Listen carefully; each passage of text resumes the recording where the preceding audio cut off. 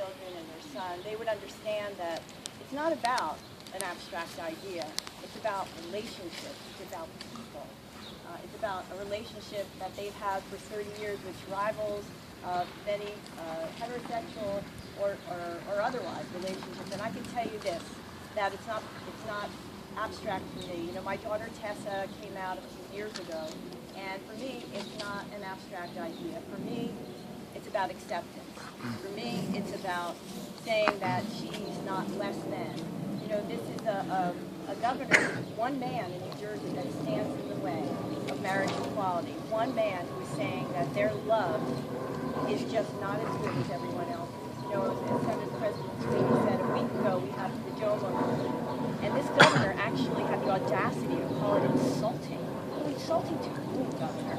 I can tell you what I think is insulting. I think what's insulting is that you're denigrating and demeaning and marginalizing our gay and lesbian brothers and sisters. And, you know, I don't know. I don't think that my daughter should have to go into another state to get married. And so the time is now. The time is for this governor to step out of the way of progress. It's time for this governor to release his hold on his legislative leaders and let them do the right thing. Let them vote their conscience. You know, this is our moment.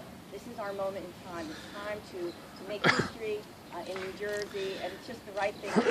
Give civil rights, human rights to all of our gay and lesbian brothers and sisters, and that's why I'm here today. Thank you for being at home for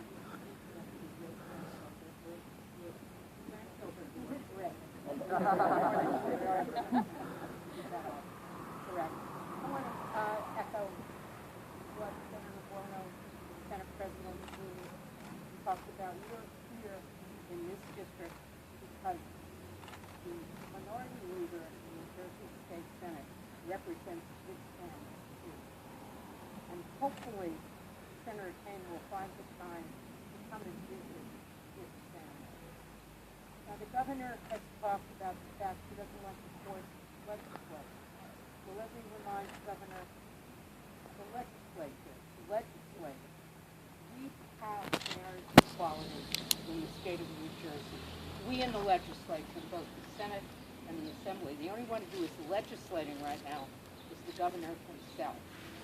So if in fact he will do what my experience, long experience in the legislature has taught me, we never, ever take party positions on matters of conflict. Never.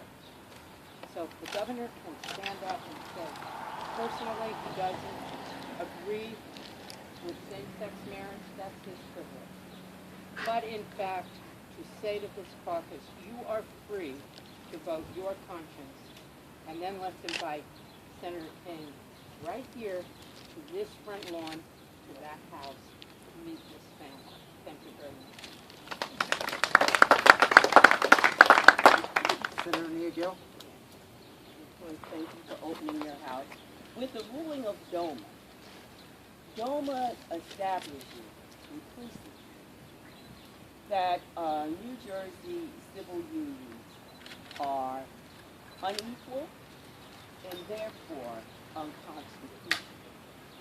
And the reason we're here is because we are calling on the Republicans who may have been hesitant in providing the votes for the override before DOMA. But now with the information and the ruling from DOMA, it is the obligation of the legislature to make sure that the laws we pass are constitutional. And so it raises, there's a level of your consciousness, and then there's your duty as a legislator. And to say that you can make a choice of consciousness not to override a veto based upon the ruling of the Supreme Court of the United States that renders New Jersey civil unions unconstitutional and unequal. And so we're saying, in a very real way, the legislature doesn't get a pass. It's not our function to simply sit back and say, yes, it's unconstitutional, but you know what? We're not going to do anything about it. And so with this new rule, it now becomes a constitutional obligation of the legislative body, the Republicans and Senator Haynes. I don't care what Chris Christie says.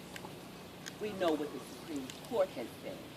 And we have an obligation to the Constitution and to our citizens. So with respect to DOMA, we ask the Republicans, given that information, given that constitutional basis, come join us. Give us your vote and override. It's not the governor's veto.